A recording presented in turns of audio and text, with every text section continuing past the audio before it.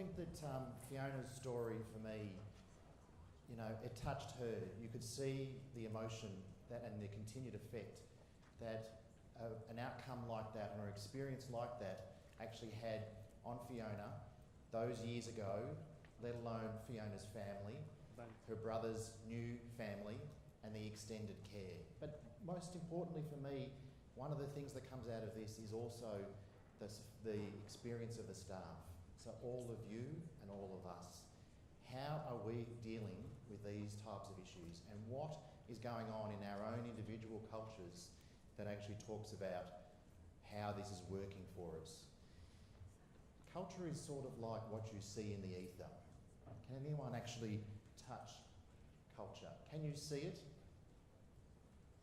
Can you touch it? Can you experience it? Can you put your hand on it and say, this is what it is? What we see, and again, feeding off what Fiona was talking about, what you can see is some indicators that give you a pointer to what is going on with respect to the organisational culture.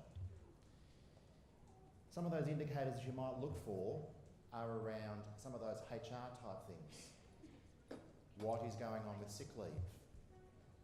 Do you have high rates of overtime?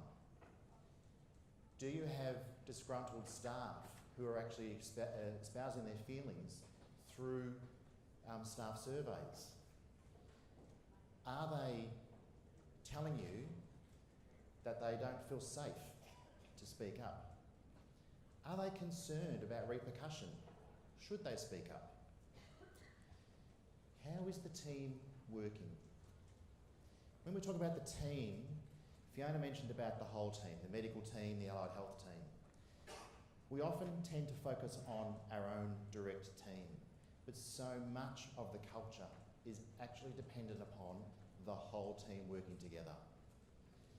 It only takes one, and it takes one person who is very game and very forthright in their feelings and their being assertive to actually start to talk about things that aren't right. And that's the most important thing. How can we get it so that people feel comfortable, they feel safe to be able to flag the issues that aren't right for them? It's not an easy thing to do. I ask you, how many of you in your working week of last week felt comfortable to raise an issue, however big or however small? How many of you did that? Okay, so those of you who felt safe to do that, what are some of those key things? Are there any other things that you say, this is actually has helped me to be able to raise that point?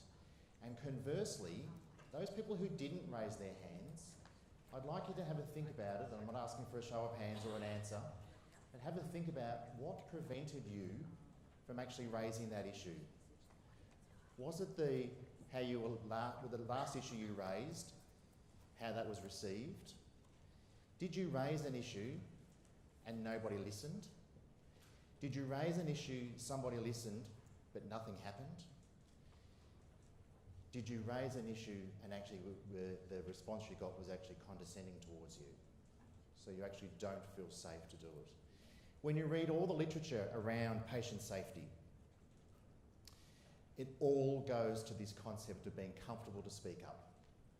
It is the fundamental area of keeping patients safe.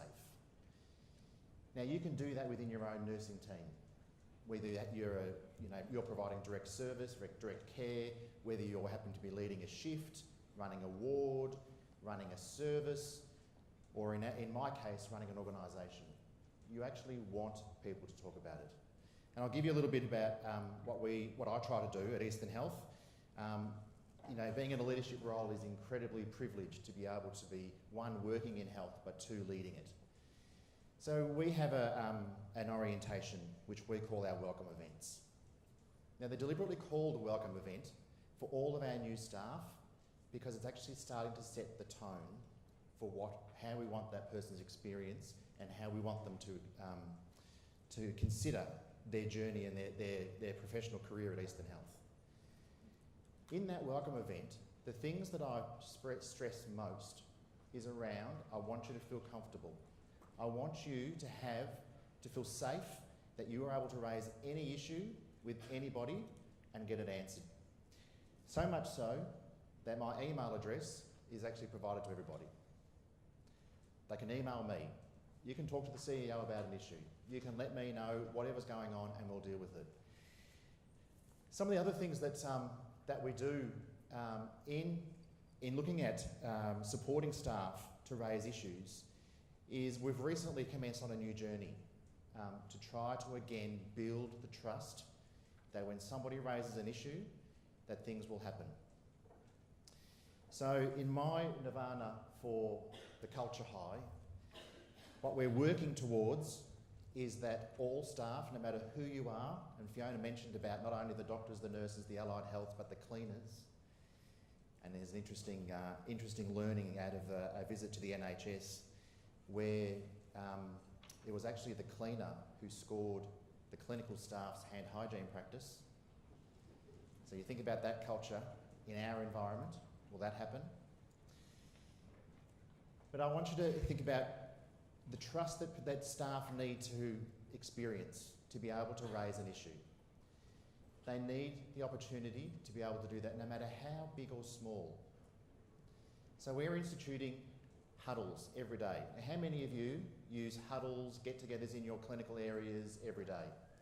Do you have the opportunity in those huddles to raise issues? Do they get listened to? Do they get responded to? And do you get feedback about them? Yeah? So many people don't have that opportunity. Now, they're one means of being able to do that. But seeing that feedback loop occur, and you might be talking about that the toilet doesn't flush, or we ran out of toilet paper, or the sign over on the left-hand side of the ward is falling off. It really doesn't matter what it is. It's actually about the culture that it's okay to raise an issue when someone will do something about it. Because whilst we think that we are all independent, we're not. And we actually do rely on the whole system working there to be able to support us. Not only all of our workforce working together, plus also all of our services that go around the patient, however distant, are also there.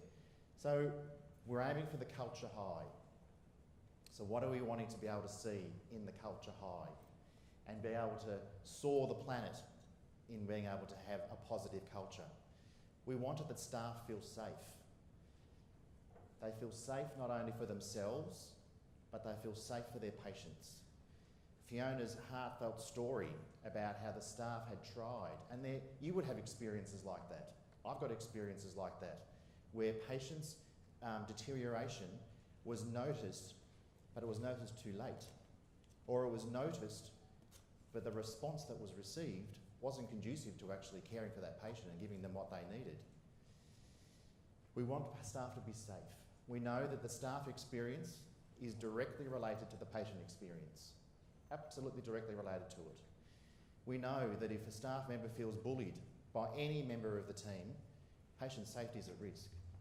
I think it's fantastic that we're actually starting to talk about these really deep-seated cultural behaviours that are then going to lead into a change in the way that health is provided. And it's really sad that we've actually required the things like Djerriwarrh, like Bristol, like Mid-Staffs, like those, to refocus us on what is important for us to do. So I think that we're all aiming for the culture high.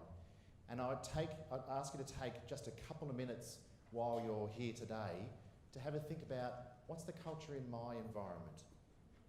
Whether that be I'm in a team of 3 or a team of 303, what's the culture in your environment? How safe are your staff, you and your staff, to be able to raise issues? What is the response that you get when you do raise issues? And not only when you're raising them through the nursing line, but if you're raising them with your other colleagues, your docs, your allieds, your cleaners, your cooks, your administrators, your clerks, your security, your everybody. Who is it that you're raising to, and what is the response you're getting? Everybody is different. Nobody is the same. And so being able to say, oh, here's the recipe for culture. Just pull out this shopping list and here you are. It's actually a mix of spices. And being able to assess your own environment to then be able to say, where are we on that journey? Because it's actually a journey that is sort of a cycle. It goes around. Many of us hold formal leadership roles. We have titles that give us the permission to be able to say what we want, do what we want. As Brian mentioned, I've recently been appointed permanently in the role, and everyone says, all roads lead to you. The buck stops with you. So for me, the power of now is I'm a newly appointed CEO. What is it that I want for my patients in my health service, in my region, and what experience do I want for them? And how am I going to systematically over time make sure that they get it? I need to have the right people to be able to do it, who have the same belief as I do. I need to have the right process that sits there, that follows them. And we need to have the right tenacity that also goes through, because this is hard stuff. I'll relay another story about a surgeon who may not have the awareness about the impacts of their practice. I won't say whether that be called because of their clinical practice, because of their age, gender, ethnicity, background, whatever it happens to be. How did I get to know about a surgeon who was having a problem? Because the staff, the nursing staff, felt comfortable and safe to be able to raise their concern about what was going on.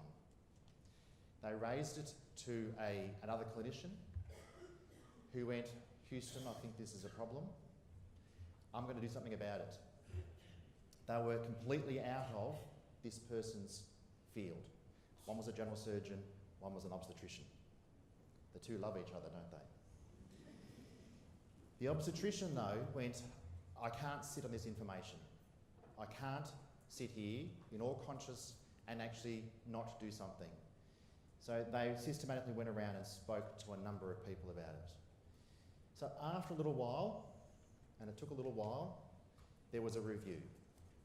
And a review done not of many patients, but just of a few patients. And again, just as Fiona highlighted, this surgeon wasn't aware that these were the outcomes, or if they were aware, they actually didn't care. So that surgeon no longer works for us. He's before a medical board process, so we actually need to let the regulators then do what the regulators are there to do, so that they can actually help protect the public. Because that is, in essence, what we're here to do. How many of us turned up to work yesterday to create harm, cause harm? Oh, shock, nobody. How many of us went to work to prevent harm? How many of us are going to go to work tomorrow, or maybe next week, and deliberately now go and have a look at what can I do to prevent harm? Because that's our job. We're here to do care, but we're here to do it so that, one, we inflict no harm. And I think this is one of the biggest sleepers that we actually have in health. We have, through a whole variety of reasons, have accepted levels of harm. These things that I've spoken about are really seeing values being behaved every day. So this is an example from Mid Cheshire's Hospital. And you can see in here that it's very, very clear what they have said. These are our values, and these are the behaviours that we expect to be able to see from that. And surprise, surprise, what's top of the pops there in our behaviours? I have the courage to speak up and make my voice heard. Could not be more explicit in what they expect in their health service. How many of us have that type of behaviour that we're all espousing to? I don't. I might soon, but I don't right now. So I encourage you to have a think about, in your environment, no matter what your role happens to be, it really doesn't matter, because it actually takes just one pebble in the pond to start to create the ripple. and start to change the culture, to stop accepting what has been going on or what has become the norm, to actually then start to create change. Because it's through that, and it's through being tenacious, it's being resilient, it's actually going for the long haul. It's all of the things that we know that it's hard. But none of us became a nurse because it was going to be easy. None of us did. We just have to think about how it is that we do our work.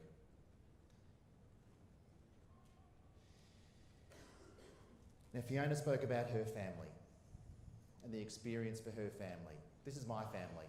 They'd absolutely hate the fact that this is up here. And they don't know.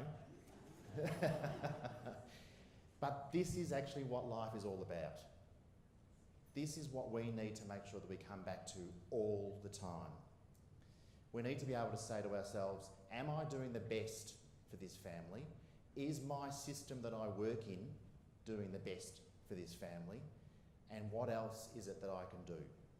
Because if we ask ourselves the question, and we're comfortable to speak up and be heard, and some of us who actually have to receive those words, we do something about it, then we'll actually start to change the culture.